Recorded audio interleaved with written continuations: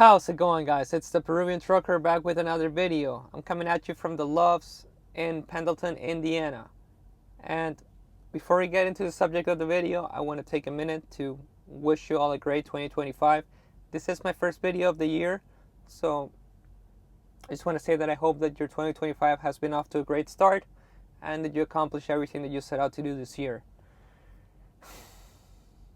With that being said, if you read the title of the video, my 2025 has been off to a bit of a rocky start. Nothing crazy, just some APU failure in one of the coldest weeks of the year, or at least so far. But I'm not going to bore you with the whole situation. It's really not that eventful, really. It's just a quick update that my APU took a crap about 7 days ago. And if you've been keeping track of the weather, we've had sub-freezing temperatures in most of the country. And I've been running from Connecticut to New York to Pennsylvania to Virginia. And it actually failed when I was picking up in Pennsylvania to head to Virginia.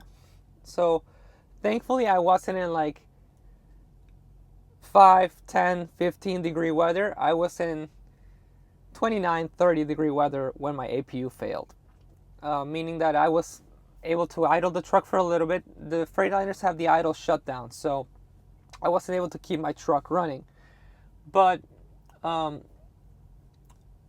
was able to idle it. I had to, like, while I was heating, just pay attention to when the idle shutdown would kick in and time it. I had a little timer on my phone, about 3 minutes. When the timer went off, I would hit the override engine shutdown to keep the engine idling, just to bring the truck up to temperature, and then I would go to sleep. And it was a little rough to sleep because I would go to sleep with the truck really hot, so I wouldn't wear a lot of layers because the truck was hot, but then I would wake up 4 or 5 hours later to a cold interior, to where I would wake up with a headache. So again, not the end of the world, just not ideal. And obviously, because I'm trying to run, I didn't really want to stop to get this addressed for like a day or two. I finally got a load out of Virginia going to Rogers, Arkansas. I picked up in Ringgold, going to the Tyson facility in Rogers. About 2 days, a 2-day drive. So I was able to schedule an appointment with Thermo King in Rogers, Arkansas. It's a first come first serve facility. If they weren't able to get me in or work me in, I was going to just head to the terminal to get this APU fixed because it was getting annoying. But thankfully, I delivered at around noon in Rogers, Arkansas, and I headed to the Thermo King, which was like 5 miles away, and they worked me in right away. It took me like 5 hours to diagnose what was going on. I was sure that my fuel didn't gel up because I was only in like 30 degrees, 25 degrees weather. Even if it goes down to like 15 degrees, it's really hard for it to really gel up like that. And of course, I'm still treating it. I'm not using like a full bottle of anti-gel, but I'm treating my fuel. But still, it was weird that the APU failed. Like, it would crank, but it wouldn't start. Just long crank. And at some point I thought that I might have burned the starter because it stopped cranking altogether. But Thermo King diagnosed it. It took them 5 hours. They tested a bunch of stuff, and in the end it was just a bad fuel pump. As you guys know, I have a lease purchase truck, so my APU is paid off. So the repair was covered under warranty, and I didn't have to pay anything out of pocket other than my wasted time. But still, very glad that I got it fixed before the second wave of snowstorms that happened this week.